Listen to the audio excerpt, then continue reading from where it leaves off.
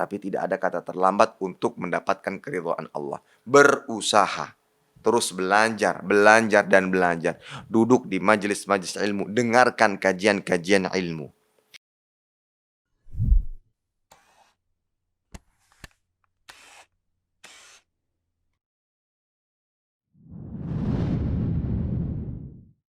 Bismillahirrahmanirrahim. Assalamualaikum warahmatullahi wabarakatuh. Alhamdulillah, wassalatu wassalamu ala rasulillah wa ala alihi wa sahbihi wa man sara ala nahjihi wa stanna bisunnatihi ila yaumil qiyamah, amma ba'd. Ikhwatal iman, kaum muslimin dan muslimat yang dimuliakan Allah subhanahu wa ta'ala.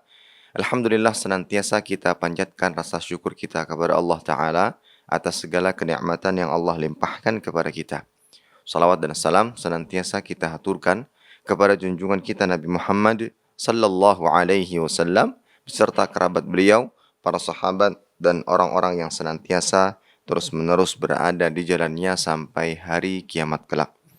Ikhwatul iman, kaum muslimin dan muslimat yang dimuliakan Allah Subhanahu wa taala. Pada kesempatan kali ini kita akan membahas sebuah kajian dengan tema membentengi diri dari bisikan syaitan. Baik, ikhwatul iman, musuh itu adalah sosok yang berusaha menjatuhkan kita. Mereka senang tatkala kita terpuruk, mereka senang tatkala kita jatuh kepada keburukan, jatuh kepada kecelakaan. Bahkan mereka terus berusaha untuk menjatuhkan kita dengan segala macam cara. Nah, itulah definisi daripada musuh. Kalau seandainya kita temukan hal tersebut di antara manusia-manusia, maka bisa jadi pada saat ini itulah musuh kita, yang mana dia terus berusaha. Terus berusaha untuk menjatuhkan kita. Senang, merasa senang tatkala kita terpuruk, usaha kita bangkrut dan lain sebagainya. Baik, di antara deretan-deretan mungkin, naudzubillah, mudah-mudahan kita dijauhi dari segala macam musuh dalam kehidupan kita. Akan tapi perlu kita sadari, kita memiliki musuh yang sama. Kita memiliki musuh yang sama, yang mana mereka berusaha keras. Senang kalau kita jatuh, senang kalau kita terpuruk, dan jatuh kepada keburukan-keburukan. Merekalah para syayatin, makhluk-makhluk yang tidak terlihat, yang memiliki sifat syaitana, yang jauh dari Allah Subhanahu wa ta'ala.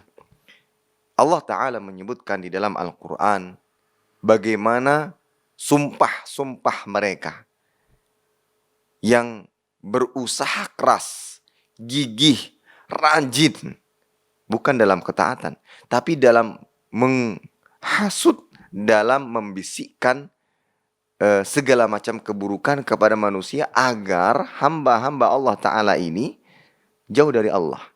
Agar hamba-hamba Allah bisa menemani mereka di neraka kelak. Na'udzubillah. Baik, disebutkan dalam surat Shad ayat 82, 83. Mereka, Allah Ta'ala berfirman menyebutkan perkataan mereka, qala fa bi'izzatika la'ughwiyannahum ajma'in. Ya, iblis menjawab, ini iblis, raja dari para musuh. Ya, rajanya musuh, yang mana dia berkata, demi kekuasaan engkau, aku akan menyesatkan mereka semuanya. Dia bersumpah dengan keagungan Allah Subhanahu wa ta'ala, namun sumpahnya bukan dalam rangka taat, tapi berusaha untuk menjatuhkan hamba-hamba Allah Subhanahu wa ta'ala. Inilah definisi daripada musuh. Begitu pula dalam surat Al-A'raf. Dalam surat Al-A'raf ayat 16. Sama. Mereka juga mengatakan, yang menunjukkan kegigihan mereka untuk senantiasa menyeret manusia kepada keburukan-keburukan.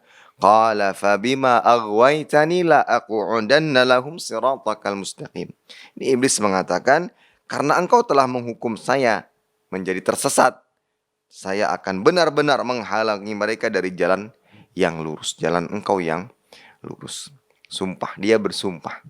Baik, di antara bukti kegigihan para iblis dan bala tentaranya, yang mana mereka adalah musuh terbesar, musuh bebuyutan, bahkan jauh lebih berbahaya dibandingkan musuh manusia yang bisa mencelakai kita. Kenapa? Karena manusia terlihat.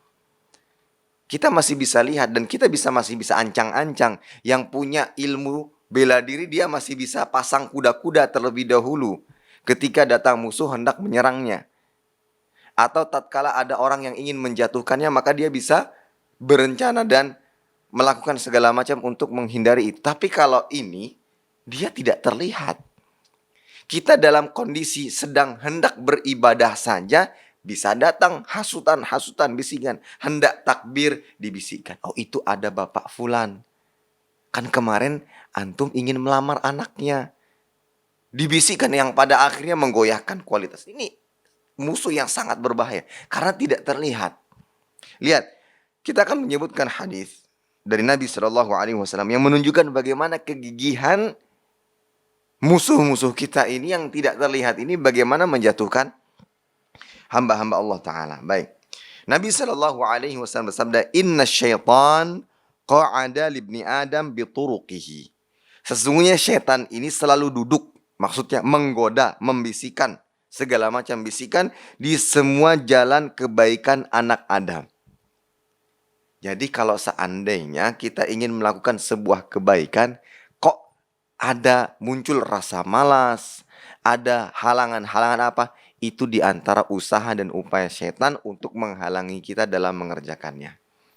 Disebutkan di awal hadis, setan ini duduk senantiasa menggoda, menghasut, membisikkan kepada anak Adam dalam segala macam kebaikan yang ingin ia lakukan. Qa'ada lahu bi tariqil Islam. Ya, ia duduk di jalan Islam.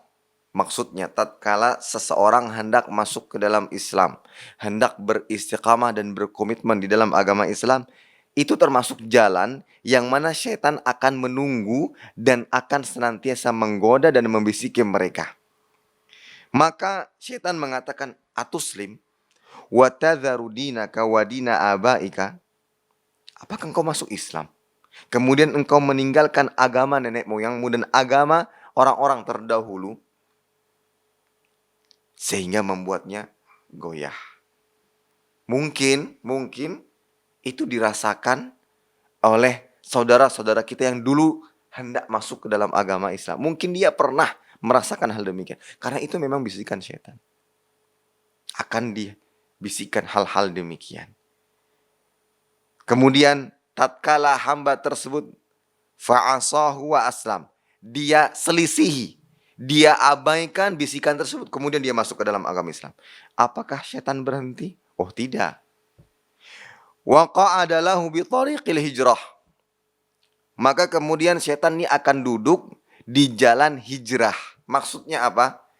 Tatkala seorang hamba sudah berada di dalam agama Islam, kemudian dia menjalani kehidupan Islam, dia tahu halal, haram dan lain sebagainya, kemudian dia berusaha untuk meninggalkan yang haram, berpindah kepada yang halal, dia meninggalkan perkara-perkara yang diada-adakan dalam agama, yaitu perkara bidah, kemudian ingin hijrah kepada sunnah.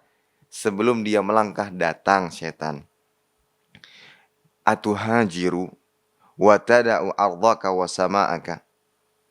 Apakah engkau hijrah dan meninggalkan tempat tinggal dan hartamu? Ngapain resign dari tempat-tempat ini? Itu kan penghasilannya banyak. Coba kalau kamu keluar, nanti anak istrimu makan apa? Nanti jatuh kepada dosa yang lebih besar loh. Hati-hati. Nanti terus membuat kita semakin ragu. Goyah. Iya juga ya, mungkin Allah Maha Pengampun. Nantilah ketika saya mau mati baru saya taubat. Mungkin Allah memaafkan karena saya mendapatkan apa? Kan darurat, kan anak-anak perlu makan. Ketika seorang ingin hijrah, datang syaitan. Nah mungkin ini dialami oleh teman-teman kita yang dulunya awal-awal mau hijrah. Para akhwat yang mulai ingin menggunakan hijab lebar. Sementara sebelumnya tidak demikian. Dia punya kawan-kawan dekat yang tidak demikian. Apalagi yang mau mulai pakai cadar. Ketika baru awal makai, teman-temannya sudah menyindir-nyindir dengan perkataan-perkataan yang sangat menusuk, yang lebih tajam daripada duri. Misalkan dengan perkataan, panas harinya panas. Kan sering kali. Padahal tujuannya untuk menyindir. Ya. Dan lain sebagainya. Datang bisikan setan. Ya sudah nggak apa-apa. Yang penting kan masih pakai hijab. Rambut kan masih nggak kelihatan. Nggak perlu kayak gini. Jangan terlalu berlebih-lebihan dalam agama. Nah itu. Bisikan setan. Baik. Apabila dia menyelisihinya. Kemudian dia berhijrah. Kemudian apa? Thumma qa'ada lahu bi tariqil jihad. Syaitan tidak berhenti. Dia akan duduk di jalan jihad. Dan wahwa jihadun nafsi wal mal. Dan yang dimaksud dengan jihad ini adalah jihad dengan jiwa atau jihad dengan harta. Ketika seorang hendak berjihad di jalan Allah Subhanahu wa taala, datang syaitan dan mengatakan, tuqatil fatuqtal. Kamu ingin berperang, engkau ingin jihad, nanti dibunuh gimana? Fatunkahul mar'atu wa yuqassamul mal. Nanti istrimu, kesayanganmu, bidadari duniamu akan dinikahi oleh orang lain. Mau nggak? Nanti hartamu akan dibagi-bagikan. Mending sekarang di rumah, membahagiakan istri, menikmati harta yang engkau miliki. Ngapain perang? Nah, lihat. Setan tidak akan pernah berhenti. Kemudian apabila dia menyelisihinya dan kemudian tetap berangkat jihad, kemudian Rasulullah Shallallahu Alaihi Wasallam bersabda, "Faman fa'ala dzalika minhum famad kana haqqan 'ala Allah an yudkhilahul jannah." Barang siapa yang melakukan hal tersebut, dalam arti setiap datang bisikan dia selisihi, datang bisikan dia ingkari, maka haknya atas Allah Subhanahu wa taala agar Allah memasukkannya ke dalam surga. Maka dari sini ya khotal iman dapat kita ambil kesimpulan, gigih sekali setan itu mengganggu manusia. Bahkan lebih gigih dibandingkan kita tatkala kita ingin melaksanakan sebuah aktivitas apapun. Kita punya hobi, kita punya kesukaan, kita sangat gigih. Atau kita ingin mencari uang, kita sangat gigih. Tapi kegigihan setan dalam menyesatkan manusia mungkin jauh lebih besar. Dia tidak akan pernah berputus asa. Baik. Kenapa kok banyak pertanyaan Ustadz? Kok orang-orang yang sudah kenal kajian, sering duduk-duduk di majelis ilmu, berjanggut, wanitanya bercadar, kok kurang ya akhlaknya Ustadz? Nah itu. Dalam arti setan gak pernah berhenti. Ya. Kok banyak sekali keluhan-keluhan seperti ini dan seperti ini. Kok muncul kesombongan dalam diri, menganggap semuanya paling benar, dia yang paling benar, semuanya salah. Sehingga tatkala ada kawannya baru datang masjid sekali kajian, muncul, kenapa sih baru datang sekarang? Dari kemarin mana aja? Oh sibuk ya dengan dagangannya ya. Ini mulut kenapa nggak bisa dijaga? Kenapa nggak? Alhamdulillah, mudah-mudahan kita sama-sama istiqomah. Kenapa nggak itu yang diucapkan? Tapi kenapa baru datang kajian sekarang? Kemarin kemana aja? Makanya jangan dunia-dunia terus kamu. Nanti mati gimana? Coba perkataannya lah. Itulah bisikan setan. Gak pernah akan berhenti. Tidak akan pernah berhenti. Sampai kita mati. Nah, makanya Nabi mengatakan, "Faman fa'ala dzalika minhum famat." Dalam arti yang bisa menyelamatkan kita dari bisikan setan. Selain kita berusaha untuk terus ikhlas. Dalam arti gak mungkin setan akan berhenti. Kecuali kita mati. Dan selamat dari itu semua. Tapi kalau masih hidup menghembuskan nafas, kita berusaha, kita mengingkari, menyelisih, nanti datang lagi. Ya, datang lagi. Contoh orang yang ingin menikah. Ini sudah semuanya siap. Datang bisikan-bisikan. Ya. Datang keraguan-keraguan. Ya itu. Itu tidak akan pernah terhenti. Terus akan datang. Maka bagaimana cara kita menanggulangi permasalahan ini, membentengi diri dari bisikan-bisikan tersebut? Maka Allah Subhanahu wa taala mengingatkan hamba-hambanya agar jangan pernah tergoda. Allah taala berfirman dalam surat Al-A'raf ayat 27, "Ya bani Adam la yaftinannakumus syaitan kama akhraja abawaikum minal jannah." Hai anak Adam, janganlah sekali-kali kamu dapat ditipu oleh syaitan sebagaimana ia telah berhasil mengeluarkan kedua orang tua kalian dari surga. Maksudnya Nabi Adam alaihissalam dan Hawa. alaihi wassalam. Kalau kita tergoda, itu yang akan menyebabkan kita. Dan itu langkah awal kita terpuruk. Semakin kita tergoda dan tidak membentengi diri, itu akan semakin jatuh dan terpuruk. Ya. Maka dari itu, langkah pertama, agar kita tidak tergoda dengan setan, apa yang harus kita tancapkan dalam diri kita? Masukkan dia ke dalam daftar musuh yang paling pertama. Di dunia. Kalau seandainya kita menyatakan, sepertinya ini dia musuh saya. Karena dia berusaha melukai saya, dia berusaha untuk menjatuhkan saya, menyakiti keluarga saya, ini musuh saya. Baik, kalau sudah kita nyatakan sebagai musuh, kira-kira bisa nggak kita dekat-dekat? Bisa nggak kita tergoda dengannya? Dengan hasutannya, bisa nggak? Enggak. Kenapa? Karena sudah menyatakannya sebagai musuh. Maka dari itu sama hal dengan setan. Kalau kita nyatakan dia sebagai musuh, sebenar-benarnya, maka kita tidak akan tergoda. Tapi sebagian kaum muslimin, sebagian hamba, mungkin di lisannya musuh, tapi perbuatannya menyatakannya sebagai teman. Nah, ini yang bahaya. Maka dia akan tergoda. Ya.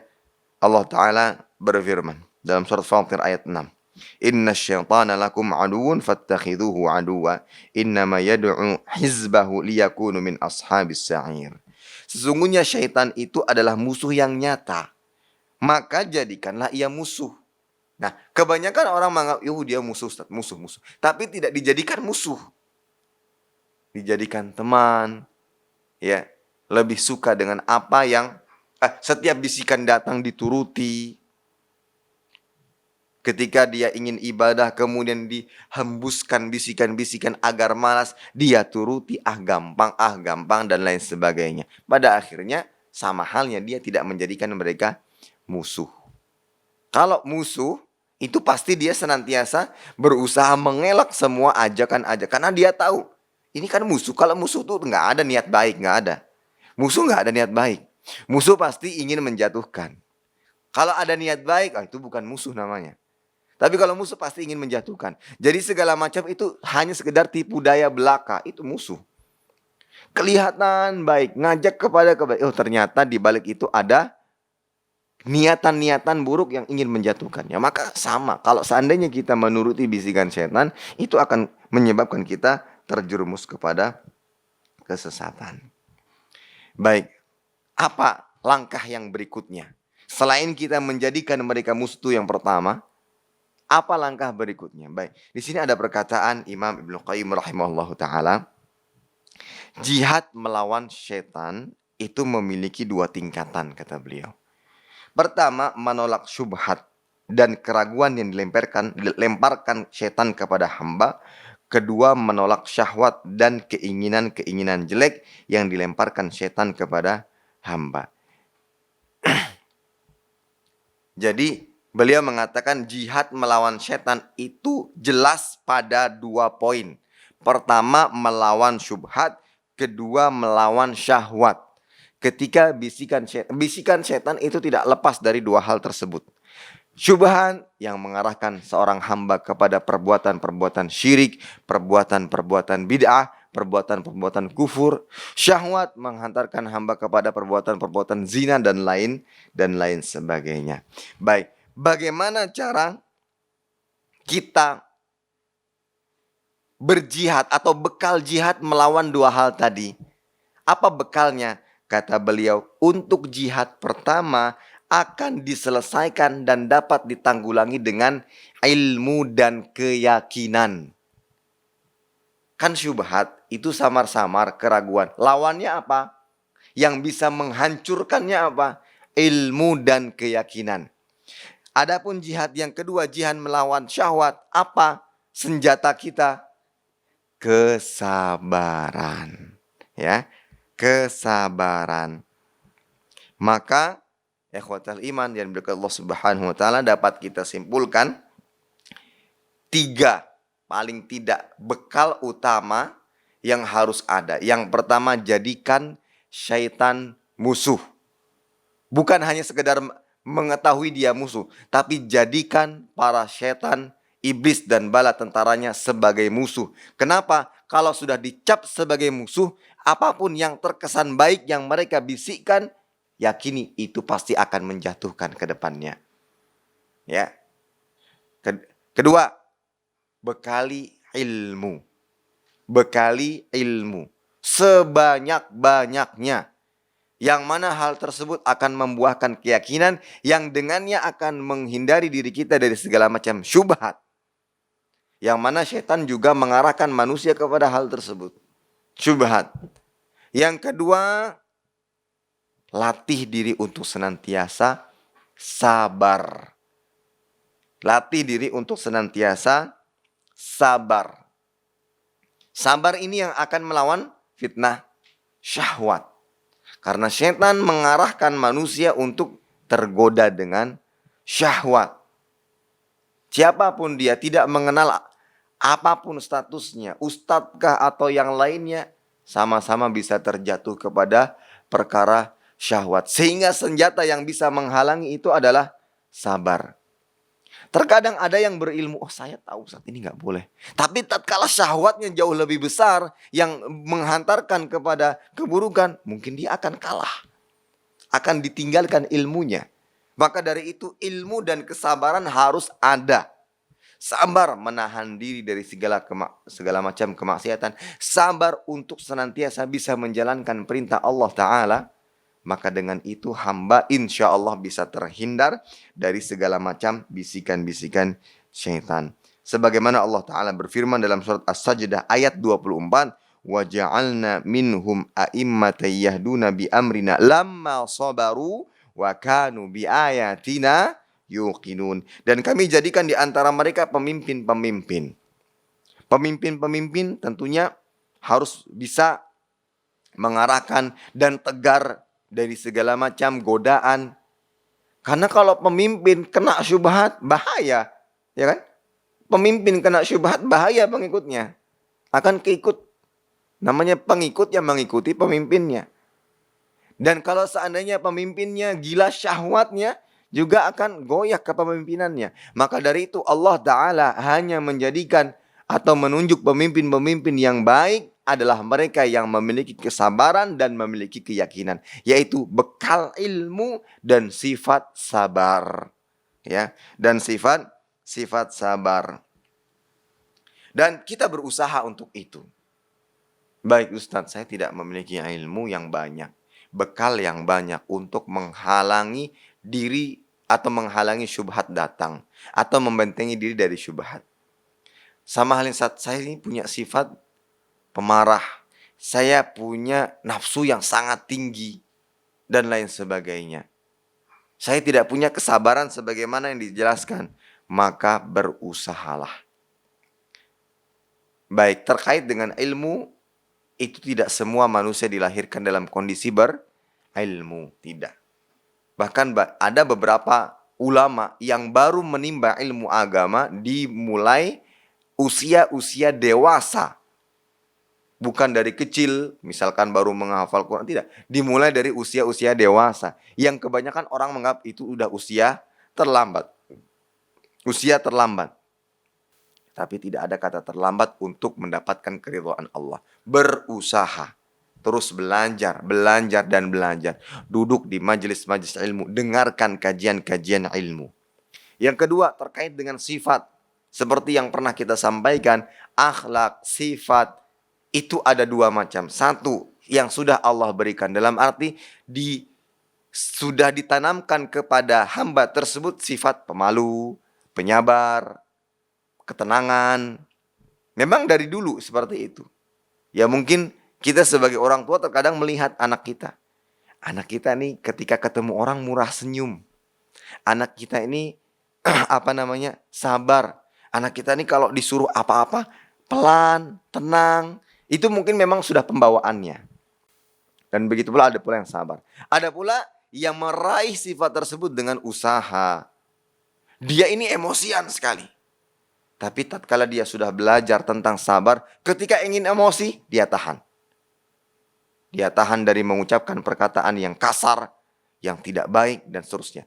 Nah, harus dengan usaha dan insya Allah Allah akan memberikannya. Innamal ilmu bitta'allum. Innamal hilmu bitta'allum. Ilmu didapati dengan belajar dan kelemah lembutan atau sifat yang lainnya didapati, bisa juga didapati dengan melatih diri untuk memilikinya. Biasa ngomong kasar dilembutkan, tidak sabar ditahan untuk bisa sabar dan seterusnya. Sebagaimana Allah Ta'ala berfirman dalam surat Al-Ankabut ayat 69, "Walladzina jahadu fina lanahdiyannahum subulana wa innallaha lama'al muhsinin." Dan orang-orang yang berjihad untuk mencari keridhaan kami, nah, termasuk menuntut ilmu, jihad. Man kharaja li talabil ilm kana fi sabilillahi hatta yarji. Orang yang keluar dalam rangka menimba ilmu agama, maka dia ibarat orang yang sedang keluar berperang, berjihad sampai dia pulang. Al-akh muslim berangkat dari rumahnya, datang ingin belajar, menimba ilmu. Nah, itu dicatat oleh Allah Ta'ala seperti pahala jihad. Seperti pahala jihad. Al-akh irsyad datang mungkin bertugas sebagai mengatur kamera dan lain sebagainya agar kajian bisa berjalan. Itu kalau seandainya diniatkan untuk belajar dan menimba ilmu agama, maka dinilai pahala jihad. Maka ini luar biasa. Dia berusaha untuk menggapai ilmu, maka Allah Ta'ala akan memberikan hidayah baginya, petunjuk baginya. Maka berusaha, jangan ada kata, saya terlambat Ustaz, saya sekolah dari dulu, negeri, kuliah negeri, terus negeri, pekerjaan juga. Tapi bukan berarti menghalangi kita untuk belajar. Enaknya Ustaz yang kerja di pesantren, tiap hari dapat ilmu, saya kerjanya coba tentang dunia. Nah, ini bukan alasan untuk tidak belajar. Ya sudah, kalau memang itu fashion kita, pekerjaan kita, ya sudah. Sekarang kita cari cara untuk bisa tetap belajar. Bagaimana caranya? Berusaha. Ini cara, satu-satunya cara agar kita bisa menghindari diri dari bisikan setan tadi. Kemudian juga berusaha untuk sabar. Dan insya Allah Allah akan memberikan kemudahan kepada hamba-hamba tersebut. Maka sekali lagi kita simpulkan, lihat setelah kita mengetahui bagaimana kegigihan setan dalam menghasut dan membisikkan manusia dan mengarahkan manusia kepada keburukan, maka kita harus memiliki 3 bekal tadi. Pertama, memiliki 3 sikap. Pertama, jadikan mereka musuh. Bukan hanya sekedar mengetahui mereka musuh. Jadikan mereka musuh. Kenapa harus demikian? Karena sejatinya kalau seorang telah mencapnya sebagai musuh, apapun ucapannya, perkataan-perkataan yang terkesan baik darinya, kita yakin itu adalah tipu daya. Kenapa? Karena kita tahu dia musuh. Maka harus dia dijadikan, harus diberikan kepada setan, yang mana kita harus mencapnya sebagai musuh kita. Kemudian yang kedua, bekali diri dengan ilmu. Karena itu yang akan membuahkan keyakinan, yang akan menghindari kita dari segala macam syubhat yang bisa menyeret manusia kepada kesesatan. Yang kesesatan terbesar adalah tatkala dia masuk kepada kesyirikan dan kekufuran yang bisa mengeluarkannya dari agama Islam. Kemudian dia harus melatih diri dengan kesabaran yang bisa menghindarinya dari segala macam syahwat. Baik. Ikhwatal iman Allah Subhanahu wa taala. Kita akan menyebutkan beberapa contoh yang disebutkan oleh para ulama, ya. Tipu daya setan. Yang mungkin ini seringkali kita rasakan. Dan kita harus tahu dan harus sadar, ini pada dasarnya tipu daya setan. Yang pertama, pernah nggak kita, atau sering nggak kita berangan-angan dalam melakukan pekerjaan namun kita menundanya? Mungkin saya dan Anda sering melakukannya. Sadari, itu bisikan setan. Yang disebut taswif. Hari ini nggak ikut kajian. Enggak, hari ini lagi capek. Ini tadi banyak pekerjaan di kantor. Besoklah insya Allah. Besoknya lagi temannya mengajak. Hari ini nggak ikut kajian. Aduh, hari ini sama. Tadi banyak tugas segala macam. Insya Allah pekan depan deh. Mau menyelesaikan dulu. Ketika pekan depan. Hari ini nggak kajian. Aduh, kebetulan hari ini ada acara keluarga nih. Memang lagi libur tapi ada acara keluarga, gimana lagi? Kan sudah sibuk bekerja, masa keluarga nggak dikasih haknya? Yang pada akhirnya tidak pernah belajar. Itu namanya taswif. Pernah apa tidak? Pasti pernah. Tapi sadari, ini bisikan syaitan. Maka dengan mengetahui ini harus kita hindari. Harus kita hindari. Ya. Maka sangat diancungi jempol. Ada sebagian-sebagian yang sampai tertidur. Tapi bukan niat tidur ya datang ke kajian. Tapi sampai tertidur. Nama juga tertidur. Bukan tidur di kajian. Tertidur. Dengan membawa peralatan senjata dalam berjihad. Dalam arti menimba ilmu. Buku, pena dan sebagainya. Atau mungkin dia catat di HP-nya atau apapun. Sampai dia penanya terjatuh. HP-nya terjatuh. Karena menahan lelah tapi ingin mendapatkan pahala dalam majlis ilmu. Itu luar biasa. Itu jauh lebih baik. Yang kedua, hampir sama dengan yang pertama, yaitu setan itu suka memberikan anggapan bahwa waktu masih banyak. Waktu masih luang. Kesempatan masih pasti akan datang. Nah, hampir mirip dengan yang pertama. Ya, namun ini jauh lebih umum. Jauh lebih umum. Ya. Kayaknya masih banyak kesempatan yang lain, insya Allah lah. Nanti saya punya rencana, nanti gampang lah. Ini masih banyak kesempatan, masih banyak waktu luang. Ya, masih banyak waktu. Contoh seperti sederhana, ketika kita harus mengerjakan sesuatu, akan dikasih waktu sama pimpinan sekian. Insya Allah nanti di akhir-akhir sempat aja. Nah, itu termasuk bisikan syaitan yang mungkin pada akhirnya, mungkin dia akan menyelesaikan pekerjaannya pada waktunya. Tapi beda kualitasnya tatkala dia mengerjakan dari awal waktu. Cara berpikirnya lebih luas, lebih santai, berbeda dengan dia mengerjakan di akhir, penuh tergesa-gesa, bahkan bisa banyak yang terlewatkan. Yang ketiga, merasa cukup. Merasa cukup. Dan salah satu pesan yang sering kali saya dengar dari Ustadz saya, Ustadz Ahmad Zainuddin Al-Banjari hafizahullah ta'ala, merasa cukup dan merasa puas dengan sesuatu, dengan amal ibadah itu ciri orang-orang ujub.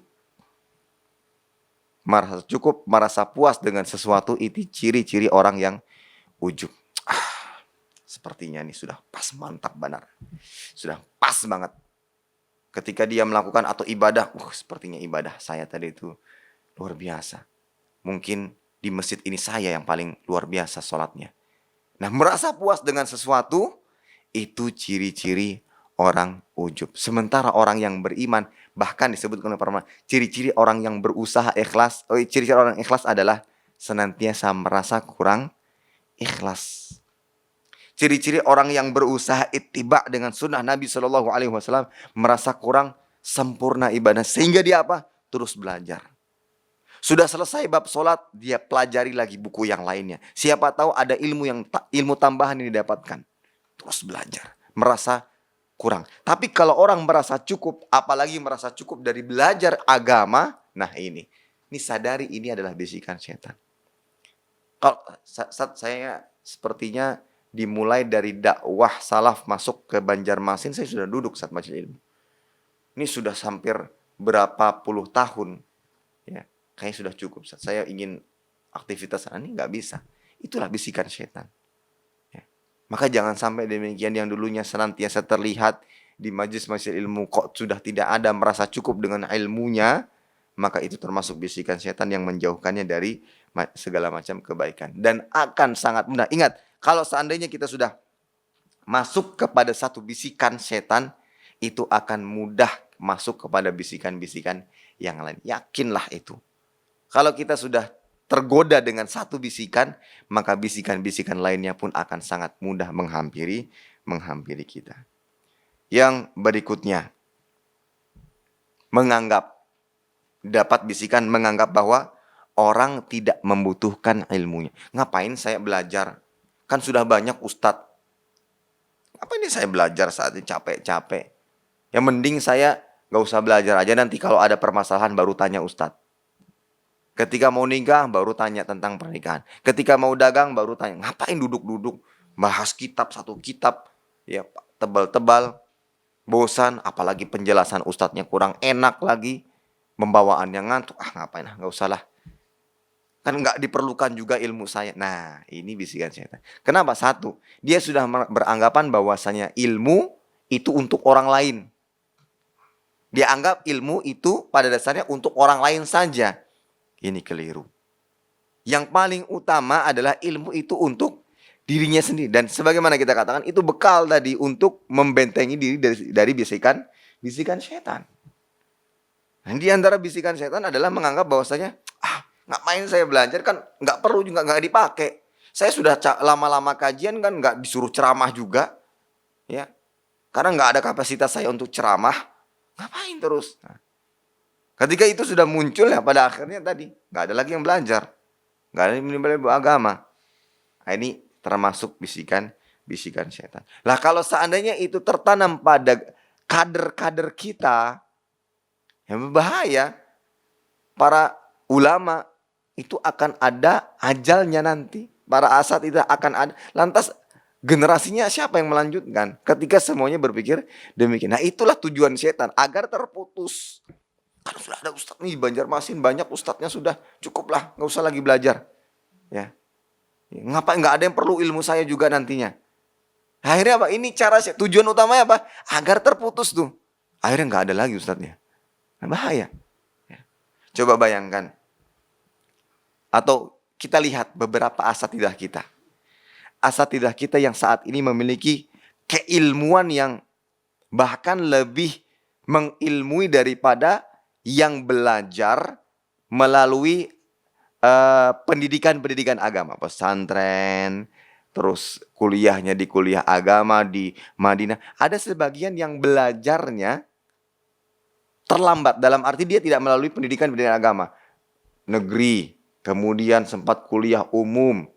Namun setelah itu dia baru mulai, sudah umur sekitar 20-25 tahun, baru mulai belajar bahasa Arab dulu. Sudah belajar bahasa Arab, baru mulai baca buku. Kemudian mulai mulazamah. Dapat kesempatan bisa ke sana mulazamah lagi terus dan sebagainya. Sekarang menjadi pakar-pakar ilmu tertentu. Kalau seandainya beliau saat itu berpikir, kan sudah banyak ustadz-ustadz. Ustadz-ustadz senior, ustadz-ustadz besar sudah banyak. Sehingga nggak muncul pakar fikih. Itu kan kita dulu tuh luar biasa. Itu sebenarnya contoh bagi kita semua. Kita tidak ada yang menyangka sebenarnya. Bahkan mungkin beliau pun tidak menyangka bisa sampai setitik ini. Yang penting istiqamah dan terus belajar. Yang pada akhirnya apa? Nah, makanya dalam menimba ilmu agama jangan salah niat. Apalagi mengatakan, nggak kepake juga, kan sudah banyak ustadz-ustadz nih. Ya, sudah banyak ustadz, ngapain. Kita nggak tahu 5 tahun ke depan bagaimana, 10 tahun ke depan bagaimana. Siapa tahu jalan dakwah ada di tangan Anda. Andalah yang akan menjadi penerus. Walaupun pada umur 30 tahun ini Anda baru mulai belajar. Tapi ternyata 10 atau 15 tahun terakhir Anda manfaatkan untuk menimba ilmu agama. Sehingga di umur 60 ternyata Anda yang menjadi rujukan setiap permasalahan-permasalahan agama. Bahkan teman-teman Anda sendiri yang mengatakan, ngapain duduk, ngapain ini, sudah kerja saja, umurmu sudah, jenggotmu sudah putih, rambutmu, ngapain belajar lagi. Mereka mungkin akan menjadi salah satu murid Anda ke depannya. Kita nggak tahu. Ingat bisikan setan, diantaranya nggak perlu belajar karena juga nggak ada yang akan mendengarkanmu, sudah banyak ustadz dan lain sebagainya. Itu bisikan setan. Maka hati-hati. Baik. Termasuk juga bisikan setan merasa tidak mampu belajar. Nah, ini hampir mirip dengan yang sebelumnya. Merasa tidak mampu. Sulit, Ustadz. Ini akidah ini masalahnya cukup berat ini. Kayaknya saya nggak ikut kajian akidah, Ustadz. Paling enak itu siroh, sejarah, kisah, Ustadz. Itu membuat saya ingin tidur di majelis ilmu, misalkan. Karena saking enaknya kisahnya. Nah, kan repot. Ini diantar bisikan setan, ditanamkan bahwa merasa tidak mampu. Akidah terlalu berat.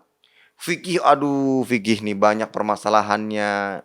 Ustadznya terlalu detail lagi. Terlalu banyak khilaf yang dikeluarkan. Berat Ustadz.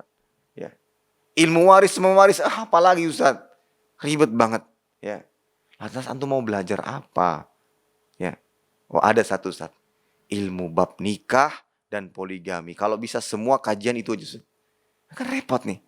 Nah itu bisikan setan ditanamkan, aduh berat, nggak mampu, berat, nggak mampu, berat, nggak mampu. Akhirnya habis sudah. Maka kalau itu yang dirasakan pada diri kita, merasa ketika ada jadwal kajian ini, bab ini, bahas kitab ini, merasa tidak mampu, itu bisikan setan. Ya, harus dilawan. Begitu pula juga merasa tidak mampu menghafal ilmu, sama. Tidak mampu belajar, tidak mampu menghafal ilmu, sama. Berat nih sepertinya Ustaz, berat. Ya, berat. Maka sebenarnya kita sudah punya contoh-contoh yang nyata. Seperti yang saya katakan tadi. Ustadz-ustadz kita yang saat ini kita jadikan rujukan dalam permasalahan-permasalahan tertentu. Beliau dulunya bukan background pesantren. Bukan background dari awal belajar agama. Baru mulai ketika sudah di usia-usia perkuliahan. 20-an. Ya kawan-kawan yang masih kuliah, jangan saat mungkin ya ini jalan saya. Enggak, bisa belajar. Sambil kuliah, sambil belajar bahasa Arab terlebih dulu. Karena itu kunci dalam belajar agama. Belajar bahasa Arab. Tidak ada yang mustahil. Ya, mungkin jangan dilihat hasilnya saat ini. Tapi kita tidak tahu ke depannya. Dan jangan pernah dipikirkan bahwa saya belajar ini untuk saya nanti akan menyampaikan. Karena dengan niat tersebut bisa jadi akan muncul tadi bisikan. Ngapain? Itu Ustadz masih banyak. Nggak akan dipakai juga engkau. Ya, ilmumu belum mumpuni. Nah, coba kalau niat belajar adalah untuk paling tidak untuk diri sendiri. Kalaupun untuk menyampaikan, paling tidak buat anak, istri. Minimalnya adalah lingkup keluarga. Ya, saya ini kepala keluarga. Maka saya harus tahu tentang agama. Maka saya akan belajar bahasa Arab. Saya akan belajar buku-buku ulama. Paling tidak saya akan memberikan contoh dan bimbingan kepada keluarga dengan baik. Karena mungkin tidak semua permasalahan saya bisa tanyakan semua kepada Ustadz. Nah itu harus lawan. Nggak mungkin kan semua permasalahan. Bisa jadi saya menemukan permasalahan di waktu-waktu tertentu yang mana ini kayaknya jam-jam istirahat Ustadz nggak enak kalau ini. Terlalu sering saya ini. Nanti. Tapi kalau sudah ada bekal ilmu, saya sudah bisa mengambil sikap terlebih dahulu. Ya. Paling tidak seperti itu. Niatkan untuk diri sendiri dan keluarga. Walaupun tidak harus tampil tapi kita nggak tahu ke depannya. Karena terus belajar, diketahui ilmunya, dikenal. Bahkan dia mungkin akan dijadikan sebagai rujukan dalam permasalahan-permasalahan agama. Baik, apakah bisikan setan sampai saat itu saja? Tidak. Ada yang lain. Ketika dia bisa menghindari tadi, taswif, dihindari segala macamnya, sampai dia menjadi orang yang berilmu. Sudah belajar, lulusan pesantren, lulusan Universitas Islam Madinah, dan lain sebagainya. Apakah setan masih atau terhenti? Tidak. Tapi apa? Di antara tipu daya dan bisikan setan adalah memberikan perasaan kepada orang tersebut bahwa saya yang paling berilmu. Saya suci, saya bebas dari segala macam kesalahan. Ini tipu daya yang lain. Ya, ini tipu daya yang harus hati-hati. Itu bisa kita lakukan dengan apa tadi? Ilmu kita. Ya, pertama dengan mencapnya sebagai musuh tatkala itu ada bisikan. Merasa suci itu bagian daripada bisikan setan. Karena kita tahu, dengan ilmu kita tahu. Allah Ta'ala berfirman dalam surat An-Najm ayat 32. Fala tuzakku anfusakum. Janganlah kalian mengatakan diri kalian itu suci, bebas dari segala macam kesalahan dan dosa. Ya. Dan hal ini yang mana merupakan perkataan orang-orang Yahudi dan Nasara mengatakan wa qalu lan tamassana an-naru illa ayyaman ma'dudah. Dan mereka berkata kami sekali-kali tidak akan disentuh api neraka kecuali beberapa hari saja. Nah, dengan ilmunya dia tahu, oh ini bisikan setan nih, karena merasa suci itu larangan agama. Kemudian dia sabar. Karena itu termasuk dari bagian syahwat. Merasa suci sehingga dia ingin dianggap suci oleh yang lainnya. Sehingga tidak ada kesalahan pada dirinya. Itu termasuk bisikan setan. Maka orang yang punya bekal ilmu dan kesabaran dia bisa. Dia bisa. Ya. Dia bisa untuk menghindari dari bisikan-bisikan tersebut. Nah, itulah ikhwatal iman dari Allah Subhanahu wa taala beberapa bukti bahwasanya setan itu begitu gigih senantiasa membisikkan atau menghasut manusia, hamba-hamba kepada jalan keburukan. Maka berhati-hatilah. Jangan pernah merasa aman dari segala macam bisikan. Ketika sudah ngaji, ketika sudah datang ke kajian, suka ke majelis ilmu, menuntut ilmu dan lain sebagainya, insya Allah aman dari segala macam. Tidak akan pernah berhenti. Syaitan tidak akan pernah berhenti. Ingat hadis tadi, faman fa'ala dzalika famat. Barang siapa yang melakukan itu, faman fa'ala dzalika minhum, barang siapa yang melakukan itu dalam arti datang bisikan diselisihi, datang bisikan diingkari, dijauhi. Terus dia lawan segala macam bisikan syaitan. Dia lakukan itu famat dalam arti sampai mati. Ketika kita mati pada saat itu baru terputus bisikan itu. Kalau selama kita masih hidup menghembuskan nafas, kita selamat satu, dia akan datang bisikan yang lainnya. Bisikan digoda dengan hal-hal lainnya. Kita tidak masuk kepada kekufuran. Masuk ke dalam Islam, diarahkan kepada kesyirikan. Ketika selamat dari kesyirikan, diarahkan kepada kebid'ahan. Ketika kebid'ahan selamat, diarahkan kepada perkara dunia. Perkara syahwat. Dan seterusnya. Dicintakan kepada perkara-perkara yang mubah agar dia meninggalkan perkara-perkara yang sunnah. Dicintakan kepada perkara-perkara yang kurang utama dibandingkan mengamalkan amalan yang paling utama dan seterusnya. Setan nggak akan pernah berhenti. Ya, maka tadi bekali diri dengan ilmu dan latih diri untuk senantiasa sabar karena akan hal tersebut akan menghindari kita dari syubhat dan syahwat. Baik, ikhwatal iman dari Allah Subhanahu wa taala. Terakhir kita akan menyebutkan beberapa amalan yang dengannya kita bisa terhindar. Dan ini buah daripada ilmu yang kita pelajari. Ilmu agama yang kita pelajari. Yang pertama, ikhwatal iman, adalah dengan betul-betul mentauhidkan Allah Subhanahu wa taala. Baik, tadi kan kita diperintahkan untuk belajar dan menimba ilmu agama. Ini mungkin lebih rincinya. Lebih rinci, apa saja yang harus kita pelajari, apa saja yang harus kita benahi. Yang pertama, benahi tauhid kita. Pelajari betul-betul tauhid kita. Pelajari tauhid dan benahi tauhid kita.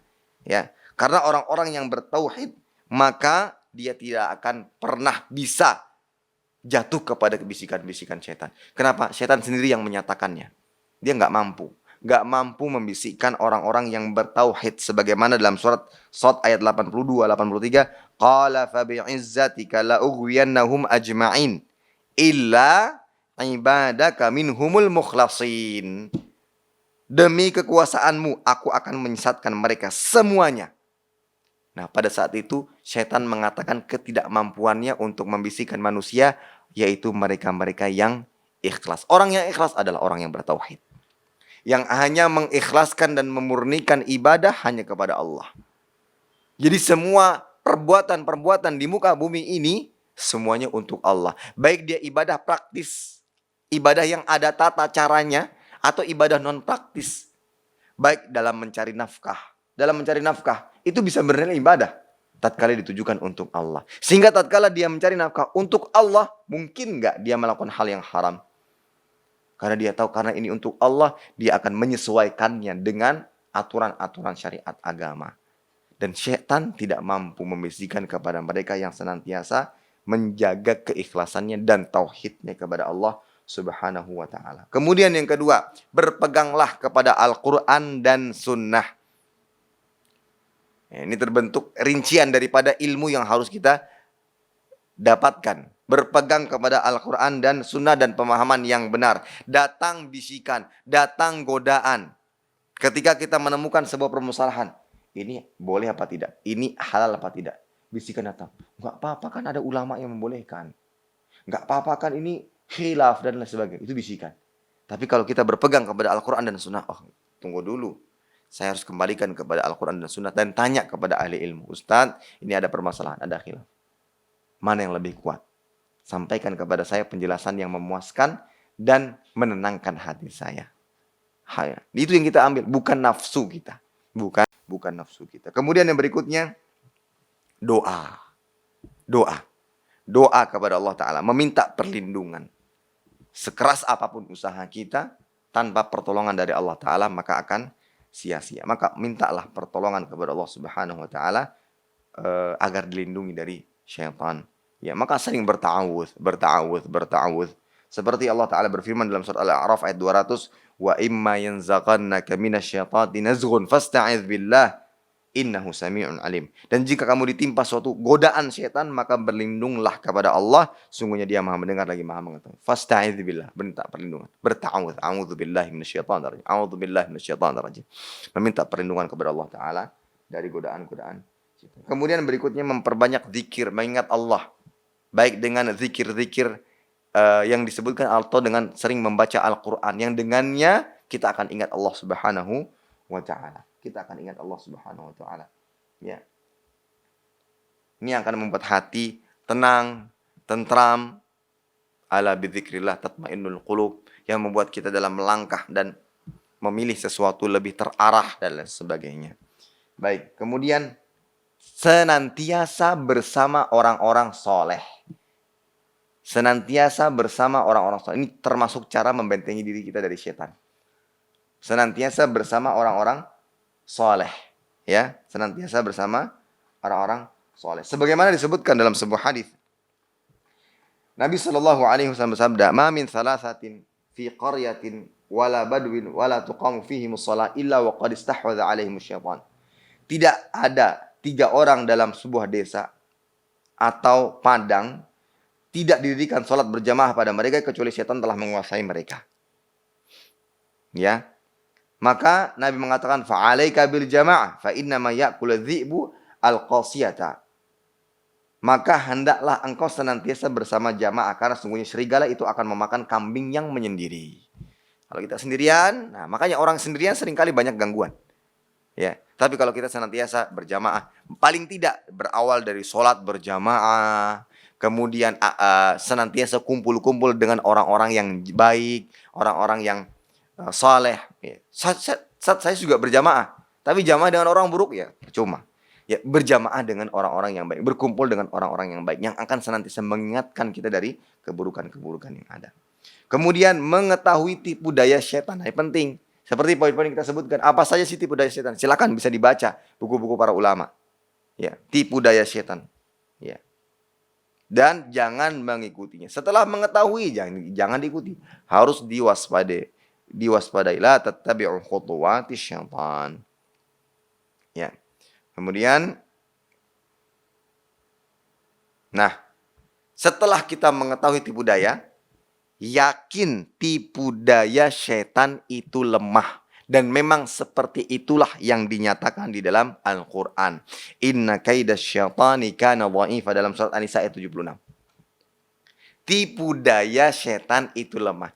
Lah kalau seandainya ada manusia yang mengikuti tipu daya syaitan, berarti apa? Dia jauh lebih lemah. Kan seperti itu. Ketika dinyatakan oleh Allah Ta'ala tipu daya syaitan itu lemah. Inna kaidas syaitani kana dha'ifa. Tipu daya syaitan itu lemah. Sangat lemah. Lah kalau seandainya ada di antara manusia yang tergoda, berarti imannya saat itu sangat lemah. Lebih lemah daripada tipu daya syaitan.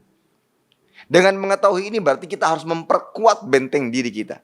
Dan pada dasarnya sangat mudah menghindari diri dari tipu daya syaitan. Karena lemah. Tapi kalau seandainya kita tergoda, pada saat itu ada sesuatu pada keimanan kita yang harus kita perbaiki. Dan yang terakhir, dan bukan paling terakhir, yaitu senantiasa bertaubat dan beristighfar kepada Allah Subhanahu wa Ta'ala, ya, atas segala macam perbuatan dosa. Pada saat itu akan membuat setan marah, dalam arti dia sudah berhasil menghasutnya, tapi dia sadar dan bertaubat. Seakan-akan perbuatan setan sia-sia. Dan terus bertaubat, terus beristighfar kepada Allah Ta'ala. Basahi lisan ini, bibir ini dengan senantiasa beristighfar kepada Allah Ta'ala. Maka dengan ini ikhwatal iman, 2 poin yang harus kita 2 poin yang bisa kita simpulkan. Pertama, waspadai segala macam tipu daya syaitan. Dan ingat, syaitan itu sangat gigih dalam menyesatkan manusia, lebih gigih daripada manusia yang menginginkan sesuatu dari dunia. Kegigihan mereka jauh lebih besar daripada itu. Kemudian yang kedua, bekali diri dengan benteng-benteng, bekal-bekal yang bisa menghindari kita dari tipu daya tersebut. Dengan ilmu, dengan kesabaran, dengan amal perbuatan yang telah kita sebutkan. Wallahu a'lam bishawab. Ini kiranya yang bisa saya sampaikan. Mudah-mudahan bermanfaat. Kurang lebihnya mohon maaf. Ada pertanyaan?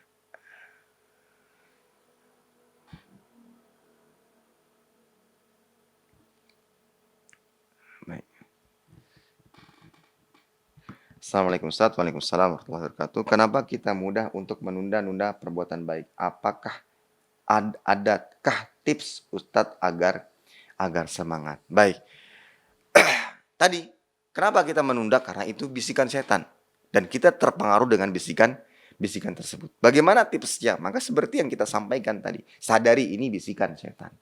Kemudian kalau seandainya kita menunda, yakini bahwasanya sebagaimana disebutkan dalam hadis, angan-angan itu jauh lebih jauh daripada kematian. Kematian, ajal itu jauh lebih dekat daripada angan-angan. Dalam arti tanamkan pada diri kita ada amal kebaikan. Gampanglah besok. Nah ketika kita menganggap gampang, yakini pada saat itu ajal jauh lebih dekat daripada besok. Maka pada saat itu kita akan menyegerakan dalam melakukannya. Karena bisa jadi itu kesempatan beramal kita yang terakhir. Maka jangan pernah menunda-nunda. Paling tidak itu tanamkan pada diri kita masing-masing. Ingat, ajal jauh lebih dekat daripada angan-angan kita. Sebagaimana dinyatakan oleh Nabi SAW. Bismillah Ustaz, apakah menunda nikah merupakan bisikan setan? Bisa jadi. Bisa jadi. Ya, tatkala kita sudah mampu untuk menikah, bahkan sudah masuk kepada hukum yang wajib untuk sebagian orang yang sudah syahwatnya tinggi dan sebagainya. Setan membisikkan itu agar apa? Agar kita jatuh kepada kemungkaran, perbuatan-perbuatan keji. Ya, maka dari itu sadari diri. Kalau memang sudah wajib menikah, nikah.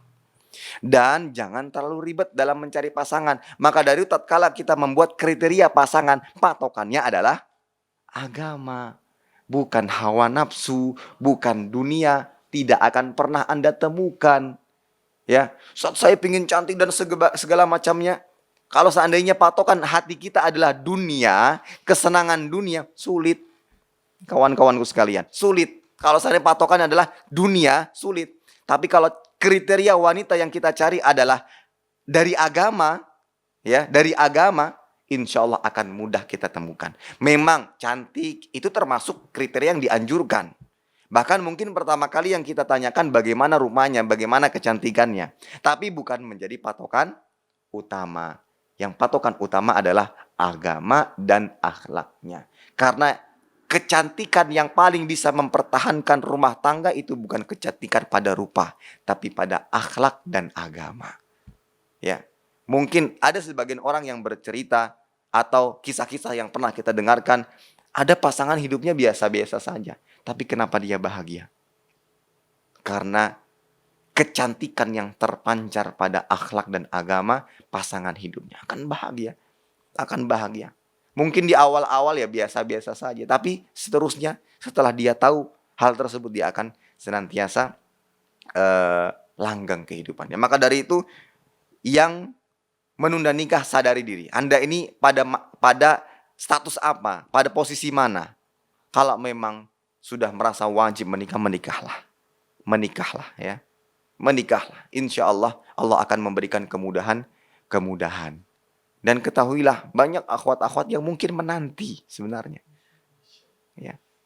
Karena kenapa saya katakan demikian?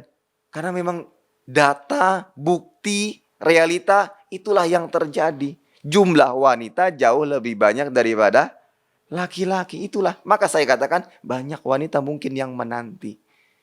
Lantas kenapa Anda terlalu meribetkan diri? Ini pesan buat kawan-kawan yang laki-laki tentu-teman. Ya. Yakin, bismillah, Allah akan memberikan kemudahan. Anda pernah dikisahkan sebuah kisah ya. Kala itu dia teman ini bercerita tentang temannya yang mana dia kala itu nikah muda. Dia sudah menyatakan seperti Ustaz saya ini wajib menikah, saya menikah. Orang-orang yang di sekitarnya mengatakan, kamu baru sekolah juga belum selesai, kamu macam-macam. Godaan-godaan, bisikan-bisikan. Nanti mau ngasih makan anak orang apa dan sebagainya. Tapi tatkala dia bismillah menikah, di situ cara berpikirnya lebih cepat, lebih cemerlang, lebih dan lain sebagainya. Yang pada akhirnya dia bisa menghidupi dirinya dan keluarganya. Mungkin sebelum menikah masih santai, otaknya masih tidur, suka tidur-tiduran. Tapi kalau sudah menikah tuh lebih cepat cara kerjanya. Ini gimana ya, gimana. Alhamdulillah Allah berikan kemudahan. Ya gitu. Ya, bismillah, jangan tunda-tunda. Kalau memang sudah. Tapi kalau seandainya bukan menunda dalam rangka keburukan, tapi kalau ada ingin yang dicapai dan dia belum masuk dalam taraf kewajiban, maka silahkan dilihat mana maslahat dan mana mudaratnya.